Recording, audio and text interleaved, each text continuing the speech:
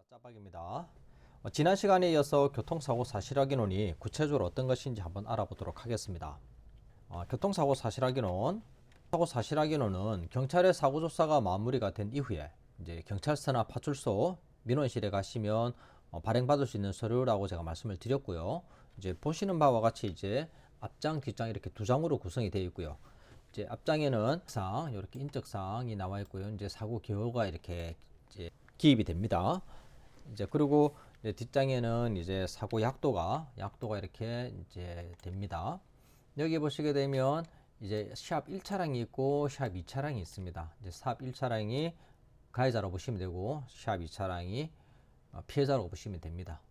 그런데 간혹 제 경험으로 그렇게 많진 않은데 이 약도가 이제 생략되는 경우가 좀 있었습니다. 그러니까 발행이 안 된다 그렇게 해야 되는데 교통사고 사고 조사 규칙에 보면 현장 조사도 하고 약도 다 그렇게 되어 있습니다.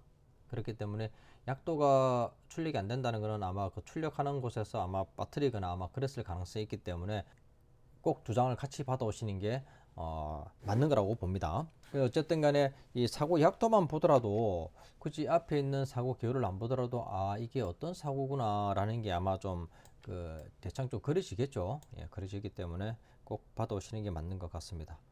이렇게 확인원이 이제 발급된다라는 것은 해당 사건이 이제 경찰에서는 이제 마무리가 되었고 검찰로 송치가 되었다고 보면 됩니다.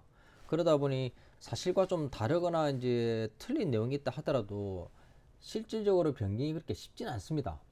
그렇다고 뭐 아예 불가능한 건 아닌데 보시면 이제 교통사고 이의 신청이라는 게 있습니다. 이제 그 각 지방 경찰청이나 그쪽에는 뭐 청문감사관실 아니면 민원실에 가서 재조사 요구를 할 수가 있고요. 재조사 요구를 하게 되면 이제 해당 청에서 이제 그 뭐 필요에 따라서는 이제 국가수나 도로교통공단에 등의 이제 도움을 받아서 이제 재조사가 이루어지고요. 그 국가수든 아니면 도로교통공단이든 이런 그 협의 요청은 요청권자가 경찰이나 검찰입니다. 그렇기 때문에 개인이 여기에 요청을 해서 사고 조사를 해달라 이렇게 할 수는 없고요. 그것을 경찰이나 검찰에 요청을 하면 검찰이나 경찰에서 이제 그 해당 기관에 협조 요청을 합니다. 그러면 그렇게 될 거고요. 그렇게 돼서 이제 재조사가 이루어지게 되면 언제 몇 시에 그 사고 조사 현장 검증을 한다라는 게 이제 그 가해자든 피해자에게 다 통보가 됩니다. 그런데 간혹 이제 그 귀찮다고 뭐 시간이 없다고 안 가시는 분이 계시긴 한데 아닙니다. 제가 볼 때는 무조건 가야 할 것 같고요. 왜냐하면 그 시간을 놓쳐가지고 혹시라도 내가 다시 이야기를 하고 싶다고 하더라도 이야기가 될 수 있는 경우가 잘 없습니다. 없기 때문에 꼭 가셔가지고 뭐 좀 귀찮고 번거롭더라도 후회하지 않으려면 좀 가시는 게 맞는 것 같고요. 이렇게 이의 신청을 거쳐서 제조사가 된 이후에 발행되는 요 교사원 같은 경우는 이제 거의 픽스가 된다라고 보시면 됩니다. 이제 더 이상 변경이 좀 곤란하다 이렇게 보시면 되고요.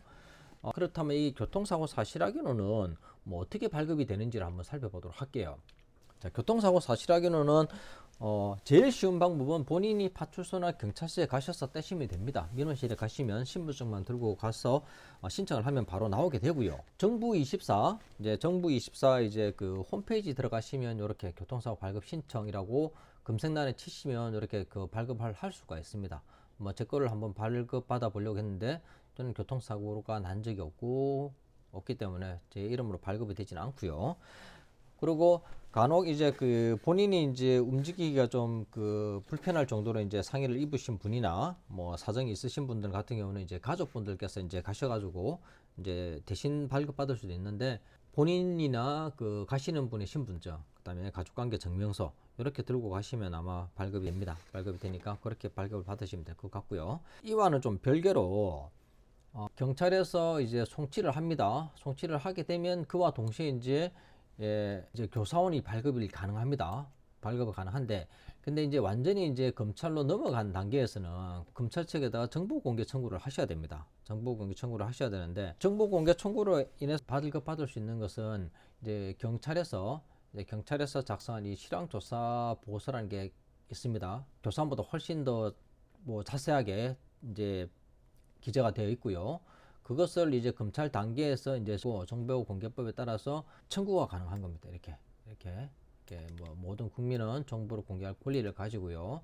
그다음 담당자는 이런 의무를 가지고 공공기관도 이렇게 해서 적극적으로 공개를 해야 된다. 그런 그 조문에 따라서 이제 정보 공개 청구를 할 수 있으면 해당 실황 조사 그러니까 교통사고 사실 확인은 뿐만 아니라 뭐 부검이 있었다고 한다면 뭐 부검 감정서, 뭐 가해자 피해자 조서 등을 이렇게 다 발급받을 수가 있고요. 그런데 그 경찰 조사 단계에서 있었던 뭐 CCTV나 블랙박스 같은 경우는 청구를 해도 거의 공개가 거부되는 경우가 많이 있습니다.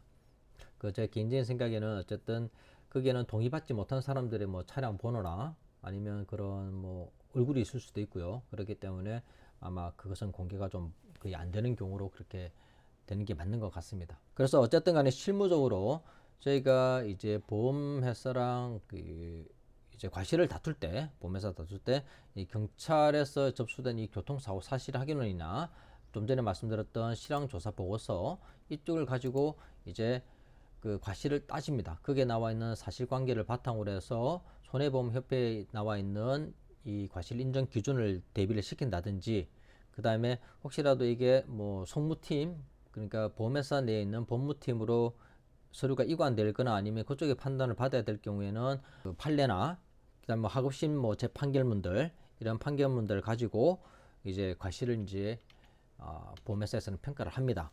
그래서 이제 저희가 바라보는 과실과 그 보험회사에서 바라보는 과실이 뭐 일치되면 상관이 없긴 한데 일치되는 것 경우이 없기 때문에 이런 부분 가지고 많이 이제 다투고 뭐 그런 식으로 이야기를 합니다. 그래서 저희 그 짜박 TV에서는 그 이 교사원 저희가 과실을 평가를 할 때 가장 중요하게 여기되는 조사원을 바탕으로 해서 기재되어 있는 사실관계를 바탕으로 해서 이제 과실을 평가를 하고, 뭐 간혹가다 이제 그 실황 보고서가 이제 작성되어 있는 경우는 실황 보고서를 가지고 이제 과실을 어떻게 평가를 하는지, 어떻게 평가돼야 되는 게 맞는지 이제 앞으로 여러분들과 이제 살펴보는 시간을 갖도록 하겠습니다.